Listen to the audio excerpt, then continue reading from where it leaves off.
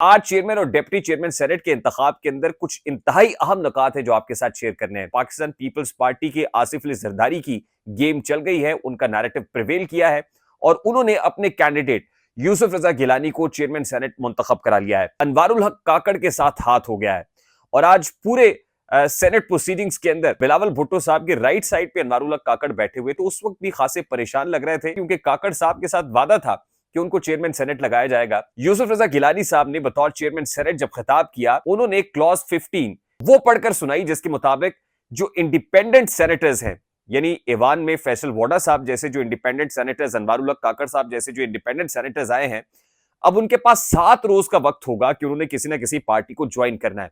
यानी फैसल वोडा जो independent candidate है, क्या वो पीपल्स पार्टी में जाएंगे? अनवारुल हक काकड़ जो इंडिपेंडेंट कैंडिडेट है, क्या वो भी पीपल्स पार्टी को ज्वाइन करेंगे? मोहसिन रजा नकवी साहब जो इंटीरियर मिनिस्टर हैं, क्या वो पाकिस्तान मुस्लिम लीग नून को ज्वाइन करेंगे या पाकिस्तान पीपल्स पार्टी को ज्वाइन करेंगे? यूसुफ रजा गिलानी साहब के चेयरमैन सेनेट मुंतखब होने के बाद इफ्तिखार चौधरी जो कभी साबिक चीफ जस्टिस ऑफ पाकिस्तान थे, उन्होंने गिलानी साहब को डिस्क्वालीफाई किया था। सेनेट का जो इजलास है वो गैर मुय्यना मुद्दत तक के लिए मुलतवी किया गया, लेकिन 16 तारीख को सदर मुमलिकत की जानिब से पार्लियामान का मुश्तरका इजलास बुला लिया गया है। अस्सलाम वालेकुम मेरे समझदार पाकिस्तानियों, मेरा नाम रेहान तारिक है और आप मेरा यूट्यूब चैनल और फेसबुक पेज देख रहे हैं। करोड़ दरूद आका दो जहां नबी मेहरबान मोहम्मद मुस्तफा सल्लल्लाहु अलैहि वसल्लम पर।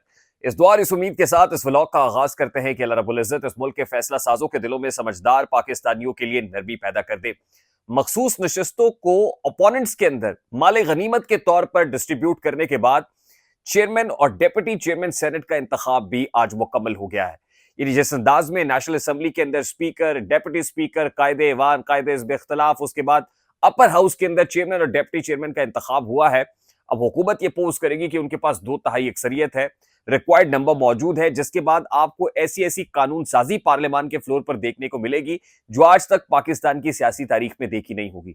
लेकिन आज चेयरमैन और डिप्टी चेयरमैन सेनेट के इंतखाब के अंदर कुछ इंतहाई अहम नुकात है जो आपके साथ शेयर करने हैं।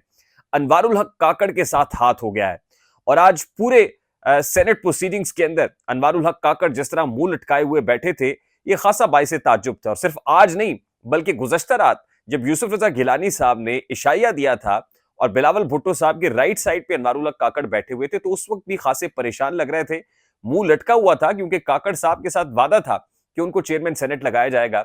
मगर अनवारुल हक काकड़ चेयरमैन सेनेट नहीं लग पाए और पाकिस्तान पीपल्स पार्टी के आसिफ अली जरदारी की गेम चल गई है, उनका नैरेटिव प्रिवेल किया है और उन्होंने अपने कैंडिडेट यूसुफ रजा गिलानी को चेयरमैन सेनेट मुंतखब करा लिया है। आज ही यूसुफ रजा गिलानी साहब ने बतौर चेयरमैन सेनेट जब खिताब किया, तो अपने खिताब की क्लोजिंग पर उन्होंने क्लॉज 15 जो सेनेट प्रोसीडिंग्स की रूल्स ऑफ बिजनेस की क्लॉज 15 है, वो पढ़कर सुनाई जिसके मुताबिक जो इंडिपेंडेंट सेनेटर्स हैं, यानी ईवान में फैसल वोडा साहब जैसे जो इंडिपेंडेंट सेनेटर्स, अनवारुल हक काकड़ साहब जैसे जो इंडिपेंडेंट सेनेटर्स आए हैं, अब उनके पास 7 रोज का वक्त होगा कि उन्होंने किसी ना किसी पार्टी को ज्वाइन करना है। यानी 7 रोज के अंदर अंदर इंडिपेंडेंट्स को बताना होगा कि वो किस पॉलिटिकल पार्टी का हिस्सा है। और इंटरेस्टिंग बात यह है कि वो इंडिपेंडेंट्स जो एस्टैब्लिशमेंट की पार्टी के समझे जाते हैं, अब देखना यह होगा कि वो लोग किस पार्टी में शमूलियत इख्तियार करते हैं, किस पार्टी को ज्वाइन करते हैं। यानी फैसल वोडा जो इंडिपेंडेंट कैंडिडेट है, क्या वो पीपल्स पार्टी में जाएंगे?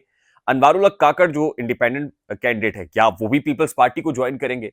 मोहसिन रजा नकवी साहब जो इंटीरियर मिनिस्टर हैं, बतौर इंडिपेंडेंट कैंडिडेट सेनेटर मुंतखब हुए हैं, क्या वो पाकिस्तान मुस्लिम लीग नून को ज्वाइन करेंगे या पाकिस्तान पीपल्स पार्टी को ज्वाइन करेंगे? और एक राय तो यह भी है कि अगर 4 सेनेटर्स मौजूद हैं तो इन चारों को डिस्ट्रीब्यूट कर दिया जाए, यानी हर पॉलिटिकल पार्टी को एक सेनेटर दे दिया जाए और इस तरीके से जो एस्टैब्लिशमेंट है वो अपने नुमाइंदों को प्रोटेक्ट करके, डिस्ट्रीब्यूट करके एक तनासुब, एक कॉम्पोजिशन, एक प्रोपोर्शन बना के कॉम्पोजिशन क्रिएट कर ले, ऐसा हो सकता है। लेकिन इंतहाई इंटरेस्टिंग होगा ये देखना कि 7 रोज के अंदर अंदर ये सेनेटर्स किस पार्टी को ज्वाइन करते हैं।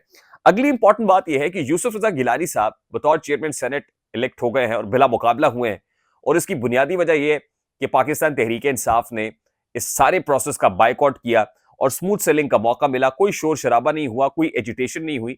यूसुफ रजा गिलानी साहब के चेयरमैन सेनेट मुंतखब होने के बाद इफ्तिखार चौधरी जो कभी साबिक चीफ जस्टिस ऑफ पाकिस्तान थे और उस वक्त की इस्टेब्लिशमेंट के इमा पर काम कर रहे थे, उन्होंने गिलानी साहब को डिस्क्वालीफाई किया था। तो यकीनन इफ्तिखार चौधरी साहब उस वक्त के फैसले के ऊपर पछता जरूर रहे होंगे जब वो अपनी टेलीविजन स्क्रीन देख रहे होंगे, या खबरें उन तक पहुंची होंगी कि वही यूसुफ रजा गिलानी जिनको उन्होंने कोर्ट रूम के अंदर सजा दी थी और डिस्क्वालीफाई हो गए थे, आज वो अपर हाउस में बतौर चेयरमैन सेनेट बने बैठे हैं।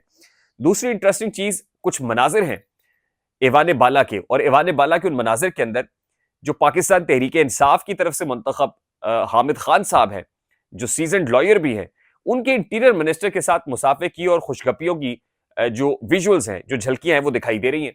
और उस पर अबूजर सलमान न्याजी, जो पाकिस्तान तहरीक इंसाफ की लीगल टीम का हिस्सा है, उन्होंने एक ट्वीट की और उसके ऊपर खासी तनकीद का निशाना बनाया कि आप जैसे सीनियर लॉयर जो पाकिस्तान तहरीक इंसाफ के अंदर मौजूद है, अगर वो खान साहब के लिए कोई केस जीत नहीं सकते हैं या पाकिस्तान तहरीक इंसाफ को लीगल फ्रंट के ऊपर जो है वो कोई फतह दिला नहीं सकते हैं, तो कम से कम इस तरह से हमारे जख्मों पर नमक पाशी ना करें। क्या आपने जो इंटीरियर मिनिस्टर साहब से जाके मुसाफा किया है, ये हमारे जख्मों पर नमक पाशी के मुतरादिफ है। तो पाकिस्तान तहरीक इंसाफ को ये विजुअल्स कुछ अच्छे नहीं लगे हैं।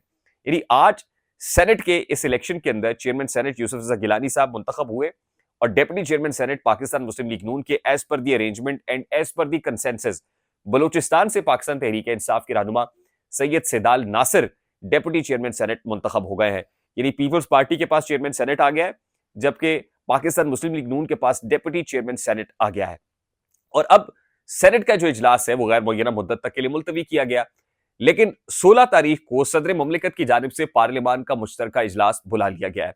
और हमारी राय के मुताबिक अब वो IMF का मामला हो, वो NFC अवार्ड का 18वीं तरमीम का मामला हो, वो आर्मी एक्ट में तरमीम का मामला हो, या और कोई अहम कानून साजी हो, अब इस पार्लियामान से आपको रिकॉर्ड कानून साजी होती हुई नजर आएगी, दिखाई देगी। और आप देखेंगे कि किस तरह आइन और कानून की धज्जियां उड़ाकर जिस तरह 16 माह की PDM हुकूमत में कानून साजी की गई, बिल्कुल उसी अंदाज में अब हुकूमत अपने आप को तवाना करके उसी अंदाज में कानून साजी करेगी और कोशिश करेगी कि वो काम किया जाए जो शायद पाकिस्तान की जमहूरियत में कभी देखा भी ना हो और ना सुना हो।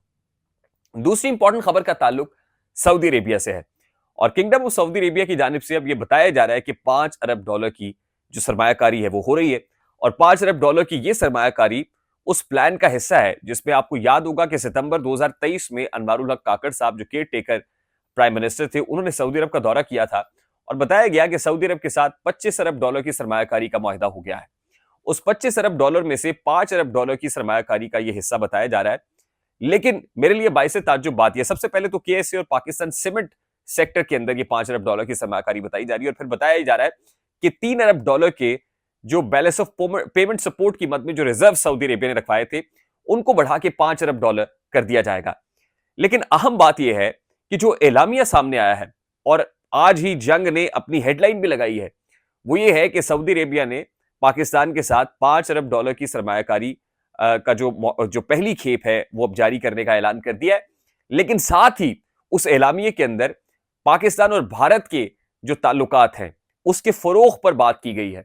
अब बात यह है कि सऊदी अरेबिया $5 अरब दे रहा है, लेकिन at what cost? Saudi Arabia का मुतालबा क्या होगा? क्या मोहम्मद बिन सलमान की जानिब से शहबाज शरीफ साहब से यह मुतालबा किया गया है, यह कंडीशन रखी गई है कि आपने भारत के साथ जो तिजारत बंद की हुई है या ताल्लुकात में सर्द मोहरी आई हुई है, ये दोनों तरफ से गुफ्तो शनीद नहीं हो रही है, इसको बहाल किया जाए, बातचीत ओपन की जाए, बॉर्डर्स को ओपन किया जाए और भारत के साथ मामलात को नॉर्मलाइज किया जाए। अब नॉर्मलाइज करना, भारत का जो बड़ा वकील है वो सऊदी अरेबिया क्यों बन रहा है? आपको यह भी याद होना चाहिए कि हमारे यहां तो सऊदी अरेबिया सिर्फ पीनट्स की सूरत में को सरमायाकारी कर रहा है। पीनट्स है और अभी हुई नहीं है, लेकिन पीनट्स है। ये सऊदी अरेबिया को कहना चाहिए ना कि उनके कद के बराबर नहीं है। लेकिन हमारे हमसाया मुल्क भारत के अंदर जो इस वक्त है मोहम्मद बिन सलमान साहब का फोकस और एम्फेसिस है वो पाकिस्तान से कहीं बड़ा है। यानी पाकिस्तान से ज्यादा इस वक्त सऊदी अरेबिया भारत की जानिब देख रहा है और भारत में अगर उनकी इतनी बड़ी सरमायाकारी है तो भारत के इंटरेस्ट को प्रोटेक्ट करना भी सऊदी अरेबिया के लिए जरूरी है। यानी इसका मतलब यह है कि पाकिस्तान से जो मुतालबा मोहम्मद बिन सलमान की जानिब से किया जा रहा है, असल में ये MBS का मुतालबा नहीं है, बल्कि नरेंद्र मोदी या भारत का कोई मुतालबा है और ultimately in larger interest of India Pakistan से कोई इंपॉर्टेंट काम कराना भी मकसूद है। यानी आप इस स्टेटमेंट को इतने सादा अंदाज में ना देखिए जितने सादा अंदाज में ये बताया जा रहा है। मामला खासा पेचीदा है और इसकी पेचीदगी आपको आने वाले दिनों में दिखाई देगी, क्योंकि अब वो जमाने गए, मैं फिर ये बावर करा दूं कि वो जमाने गए कि जब सऊदी अरेबिया कोई फंड देके कोई ग्रांट में तब्दील कर देता था, सरमायाकारी में की हुई रकम को वापस नहीं, यानी अब तो सरमायाकारी हो रही है, लेकिन उस वक्त जो फंड होता था या पैसे दिए जाते थे वो वापस नहीं करने पड़ते थे बल्कि ग्रांट में तब्दील हो जाते थे, लेकिन अब वो हालात नहीं है। MBS seriously means business. उनका मकसद कारोबार है, उनका मकसद अपना इंटरेस्ट है, अपने इंटरेस्ट को फरोग है। अगर वो नहीं होगा पाकिस्तान से तो अल्टीमेटली सऊदी अरेबिया एक पीनट नहीं देगा, एक सिंगल पेनी पाकिस्तान को नहीं दे रहा होगा। तीसरी इंपॉर्टेंट चीज यह है कि इस वक्त एक तासुर मौजूद है पाकिस्तान तहरीक इंसाफ और इस्टेब्लिशमेंट के बाबैन मुखासमत का, यानी पैरेलल। एक तरफ तो कोर कमांडर हाउस में एलिमीन गंडापुर उनकी कैबिनेट गई, उस पर खासी तनकीद का निशाना बने। अब फिर डील का तासुर भी देने की कोशिश की गई, फिर दोनों तरफ से जुमलेबाजी भी हुई। इस्टेब्लिशमेंट ने अपना स्टांस क्लियर किया, पाकिस्तान तहरीक इंसाफ ने अपना स्टांस क्लियर किया। लेकिन मैं फिर आपको बावर करा दूं कि खामोशी से अगर कोई अपने प्लान पर अमल कर रहा है तो वही मियां मोहम्मद नवाज शरीफ हैं। और आने वाले दिनों में जहां गो नवाज गो के नारे हम कभी सुना करते थे, तो हो सकता है कि यहां गो शहबाज गो के नारे भी आपको सुनाई देने लगे। और ये मुखालिफ कैंप से नहीं, यानी मुखालिफिन की सफों से नहीं, बल्कि अपनी ही सफों से, पाकिस्तान मुस्लिम लीग नून की सफों से ही कुछ ऐसे नारे बुलंद हो उठे जिसके जरिए से शहबाज शरीफ गवर्नमेंट को बिल्कुल फेल करके और बताया जाए कि हाथ पांव बंधे हुए थे, we were not capable, we didn't have any potential कि हम हुकूमत को रन कर सकते, और फिर एक तहरीक का आगाज किया जाए। और कभी इम्कानात है कि ये जो मोमेंटम है ये इनिशिएट ईद के बाद होगा, यानी मुल्क की सियासत में चंद छुट्टियां आने वाली हैं। आज का रोज है, समझ लीजिए कि इसके बाद 3 से 4 रोज की आपको छुट्टी महसूस होगी ईद की, और उसको ईद के बाद जब सियासत शुरू होगी तो वो सियासत ईद से पहले जैसी सियासत नहीं होगी, बल्कि जारहाना सियासत होगी। और इंटरेस्टिंग बात यह होगी कि ये जारहाना सियासत सिर्फ ऑपोजिशन नहीं कर रही होगी, बल्कि खुद हुकूमत भी कर रही होगी। आई होप मेरी बात आप तक पहुंची होगी। अगर पहुंच जाए तो इस वीडियो को लाइक और शेयर करना मत भूलिएगा। चैनल पे नए हैं तो चैनल को सब्सक्राइब कर दीजिएगा, बेल आइकन जरूर दबाइएगा। मुझे रेहान तारिक को इजाजत दीजिए, अपना बहुत सारा ख्याल रखिएगा। लेकिन जाते जाते मैं आपको एक और खबर भी दे दूं कि शहर कायद के अंदर जो है वो इस वक्त फौज को दावत दी जा रही है। इंटरेस्टिंग बात यह है कि फौज को दावत कोई और नहीं दे रहा। पहले रेंजर्स की बात की गई कि रेंजर्स को इख्तियारात बढ़ा दिए जाए, खुद रेंजर्स ने यह डिमांड की थी कि हमारे इख्तियारात में इजाफा किया जाए।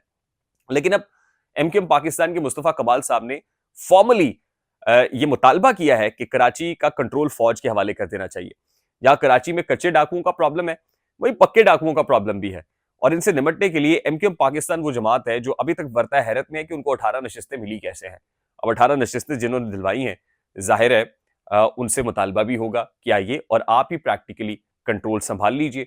तो फौज को दावत दी जा रही है कि शहर कायद जो 70% रेवेन्यू देता है, मैं आपको ये बता दूं कि प्रैक्टिकली तो ये कंट्रोल खासी हद तक फौज के हाथ में ही होता है। कराची के नाले साफ करना हो, कराची में इमारतों का मामला हो, एसपीसीए का मामला हो, बहुत सारी चीजें फौज देखती है।